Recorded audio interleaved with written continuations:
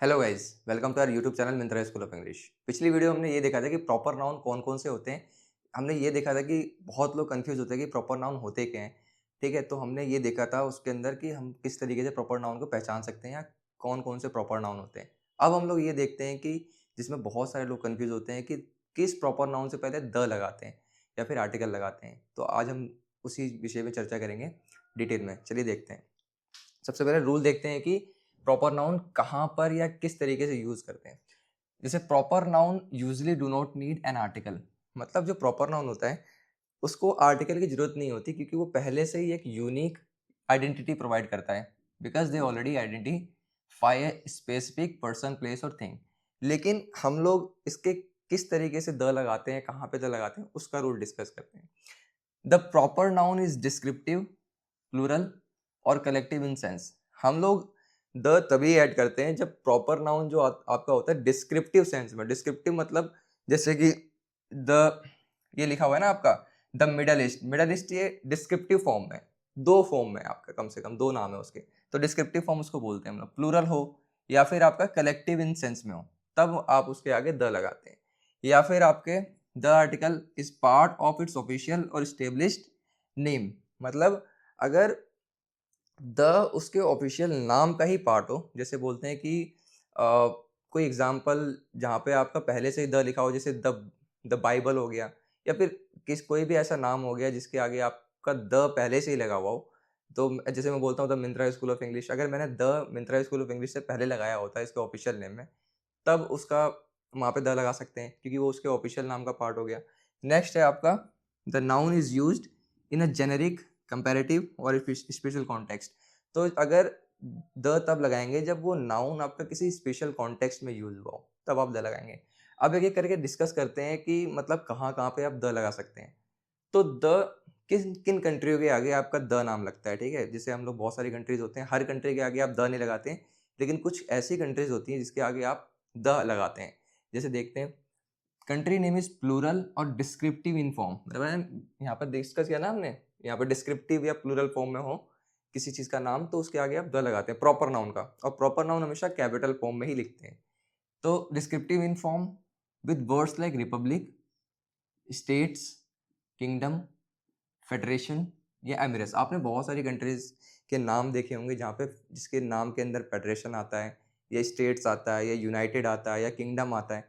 तो वो जितनी भी कंट्रीज होती हैं आपकी, या कोई भी कंट्री आपकी प्लूरल फॉर्म में लिखी हुई है, तो उन सभी कंट्रियों के आगे आप द लगाते हैं। जैसे for example the Netherlands, the Philippines. अब यहाँ पे नीदरलैंड्स के लास्ट में एस लिखा है, ये प्लूरल फॉर्म में लिखा हुआ है। नीदरलैंड नहीं होता, नीदरलैंड्स उसका नाम ही है, तो इसके इसलिए उसके आगे हम लोग द लगाते हैं। इसी तरह फिलीपींस के भी आगे आप द लगाते हैं। The United states of America, तो उसके आगे आपका यूनाइटेड भी लगा हुआ है, स्टेट्स भी लगा हुआ है, और ये डिस्क्रिप्टिव फॉर्म में बेसिकली, ठीक है? तो आप उसके आगे द लगाते हैं। द यूनाइटेड किंगडम हो गया आपका, ठीक है? The UAE, the United Arab Emirates हो गया, ठीक है? द जच रिपब्लिक हो गया, ये भी आपका डिस्क्रिप्टिव फॉर्म है। The democratic Republic of Congo, ये भी आपका डिस्क्रिप्टिव फॉर्म में, लेकिन यहाँ पे रिपब्लिक भी लिखा हुआ है। तो इन जितनी भी कंट्रीज हैं आपकी, या फिर ग्रुप ऑफ कंट्रीज हो गई आपकी, तो उन सभी मतलब उस सभी के नाम के आगे आप द लगाते हैं, ठीक है? नेक्स्ट आपका है ग्रुप ऑफ आइलैंड्स। जितने भी आपके आइलैंड्स होते हैं, जितने भी ग्रुप ऑफ आइलैंड्स होते हैं, उनके आगे आप द लगाते हैं। जैसे कि, या फिर आइलैंड की चेन हो गई, या रीजन्स हो गए आपके, या फिर डायरेक्शन है। लेकिन डायरेक्शन आपके सिर्फ अगर नाउन होंगे तभी आप द लगाएंगे, अदरवाइज डायरेक्शन आपके एडजेक्टिव की तरह भी इस्तेमाल करें, जैसे नॉर्थ अमेरिका, साउथ इंडिया, तो उसके आगे आप द नहीं लगाते। अगर डायरेक्शन आपका सिंगल नाउन फॉर्म में है, प्रॉपर नाउन फॉर्म में, तभी आप द लगाएंगे, अदरवाइज द नहीं लगाएंगे उसमें।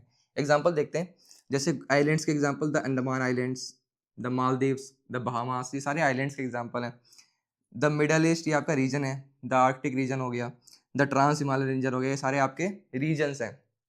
फिर आपका the north, the south, the east, the west, ये सारे आपके नाउन है, प्रॉपर नाउन है। North, south, east and west, ये डायरेक्शन के प्रॉपर नाम है, इसीलिए आपने इसके आगे हमने द लगाया है। अदरवाइज अगर ये एडजेक्टिव की तरह काम करता है तो उसके आगे हम द नहीं लगाएंगे। नेक्स्ट है आपका जैसे the Arabian peninsula, the Indian सब कॉन्टिनेंट, जितने भी पेनिनसुलाज होते हैं उसके आगे भी हम लोग द लगाते हैं। अब आगे डिस्कस करते हैं नेक्स्ट।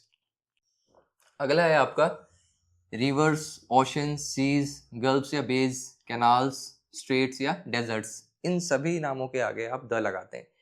रिवर्स ओशंस इन सबके हिंदी मतलब आपको पता ही होंगे। गल्फ एंड बेस वो होते हैं जैसे जो गल्फ मतलब होता है कि 3 तरफ से पानी से घिरा हुआ हिस्सा बोलते हैं उसको गल्फ या बेस मतलब जैसे बे ऑफ बंगाल हो गया आपका। कैनाल से स्ट्रेट्स एंड डेजर्ट्स के सामने आप द लगाते हैं। जैसे द गंगा हो गया, ये रिवर के नेम है। The Nile, the Amazon, the Thames, ये सारे आपके रिवर्स के नेम है। फिर जितने भी ओशन है आपके, the Indian ocean, the Pacific ocean, the Antarctic ocean, the Arctic ocean, तो ये सब के आगे आप द लगाते हैं। या फिर जितने भी सी, जितने सागर हैं आपके, उन सभी के आप आगे आप द लगाते हैं। जैसे the Arabian Sea, the Red Sea, ठीक है। और भी जितने भी सागर होते हैं, द मेडिटेरेनियन सी हो गया आपका, उन सभी के आगे आप द लगाते हैं। फिर आपका जितने भी गल्फ होते हैं, गल्फ या जितने भी खाड़ियाँ, मतलब गल्फ को हम लोग खाड़ी बोलते हैं हिंदी में। द बे ऑफ बंगाल हो गया, द गल्फ ऑफ मैक्सिको हो गया, तो सबके आगे आप द लगाते हैं, खाड़ियों के जितने भी आगे, ठीक है। फिर जितनी भी कैनाल यानी जितनी भी नहरें हैं आपकी, बड़ी बड़ी नहरें, यूनिक नहरें, उन सभी के आगे आप द लगाते हैं। The straight of Gibraltar, the Suez canal, ठीक है, इन सभी के आगे आप द लगाते हैं।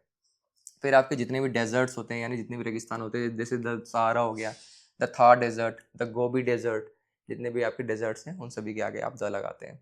फिर नेक्स्ट है आपके जो माउंटेन रेंजेस या हिल रेंजेस है, मतलब जो ग्रुप ऑफ माउंटेन्स है, ठीक है, group of mountains, group of mountains या जितने भी हिल के ग्रुप्स होते हैं उनके आगे आप द लगाते हैं। सिंगल माउंटेन के आगे आप द नहीं लगाते हैं।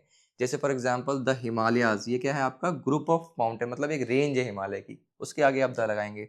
The Alps, the Rockies, the Andes, the Nilgiris, ये सारे आपके हिल रेंजेस है। द वेस्टर्न घाट ये आपके हिल रेंज है। Andes, Rockies, Alps and Himalaya ये सारे आपके माउंटेन रेंजेस है।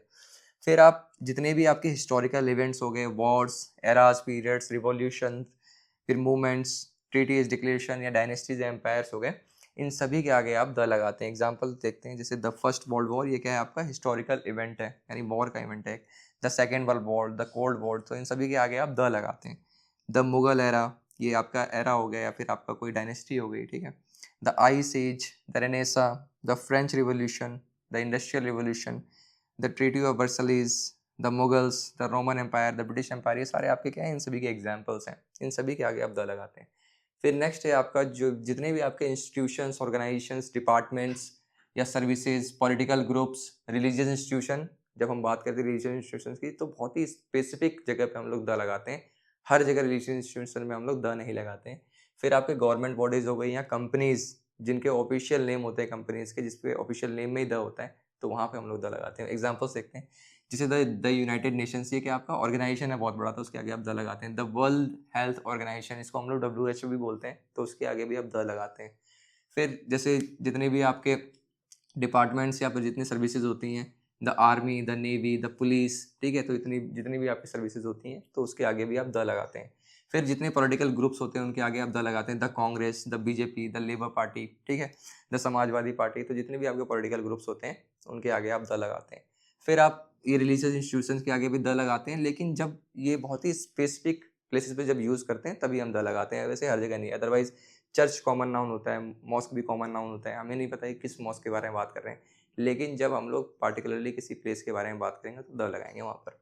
फिर द पार्लियामेंट, जितने भी आपकी मतलब ऐसी बिल्डिंग्स या आपके जितने भी गवर्नमेंट बॉडीज़ होती हैं उसके आगे आप द लगाते हैं। जैसे द सुप्रीम कोर्ट ये गवर्नमेंट बॉडी है, द पार्लियामेंट एक गवर्नमेंट की बॉडी है, तो उसके आगे आप द लगाते हैं।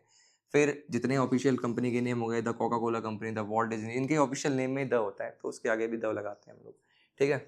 फिर जितनी यूनिक बिल्डिंग्स हैं आपकी, मॉन्यूमेंट्स, यूनिक बिल्डिंग्स या मॉन्यूमेंट्स या जितने होटल्स होते हैं आपके, थिएटर्स या म्यूजियम्स, ठीक है, ब्रिजेस, प्लेसेस, स्पॉट, ये सभी जितने भी यूनिक होते हैं उन सभी के आगे आप द लगाते हैं। जैसे for example the white house, ये आपका कहाँ पर है, US में है, ठीक है। द पार्लियामेंट इंडिया में है, द पार्लियामेंट हाउस, ठीक है। द ताजमहल, ये क्या है आपका यूनिक मॉन्यूमेंट है आपका, ठीक है। द आईफिल टावर, ये भी यूनिक है। द स्टैचू ऑफ लिबर्टी, ये भी यूनिक मॉन्यूमेंट है आपका, ठीक है। नेक्स्ट आपका द ताज होटल, ये होटल का नाम है। द नेशनल म्यूजियम, म्यूजियम का नाम है। द ग्लोब थिएटर, तो इन सभी के आगे आपने द लगाया हुआ है। द हावड़ा ब्रिज, ये जितने भी ब्रिजेस होते हैं आपके फेमस फेमस, उन सभी के आगे आप द लगाते हैं। द लंदन ब्रिज, तो उसके आगे भी द लगाते हैं।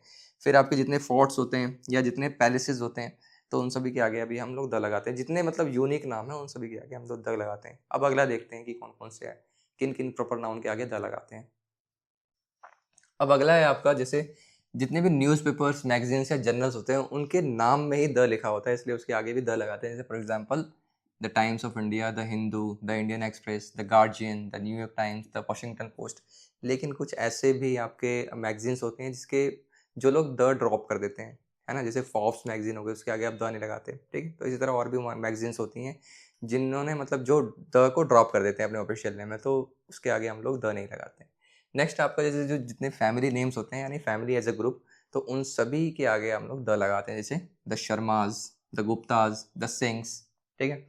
नेक्स्ट है आपका जितने भी आपके फ़ेमस वर्क्स हैं, मतलब वर्क्स मतलब पेंटिंग्स वगैरह हो गया, आर्ट वर्क्स होते जैसे होते हैं, या बुक्स हो गई आपकी, जितनी फ़ेमस मूवीज़ हो गई यानी फ़िल्म्स, या फिर जितने भी आर्ट टाइटल्स होते हैं, उन सभी के आगे आप द लगाते हैं। For example the Ramayan, the Mahabharat, ये सारे रिलीजियस टेक्स्ट हैं, आपके फ़ेमस बुक्स हैं, ठीक है? द भगवद गीता, ये भी आपकी रिलीजियस टेक्स्ट है। द इलियाद, ये भी एक आपकी फ़ेमस बुक है जिसके आगे द लगा रखे हैं हमने। द गॉडफ़ादर, ये एक फ़ेमस बहुत फ़ेमस बुक मतलब मूवी है, द एवेंजर्स मूवी का नाम है। द मोनालिसा, ये पेंटिंग यानी आर्ट वर्क है, तो इन सभी के आगे आप द लगाते हैं। आई होप आपको जितने भी प्रॉपर नाउन्स हैं, जितने भी प्रॉपर नाउन्स के आगे आप द लगाते हैं, वो सभी क्लियर हो गए होंगे। अगर वीडियो पसंद आया हो तो वीडियो को लाइक ज़रूर करें एंड चैनल सब्सक्राइब करना ना भूलें। मिलते हैं नेक्स्ट वीडियो में। Thank you so much.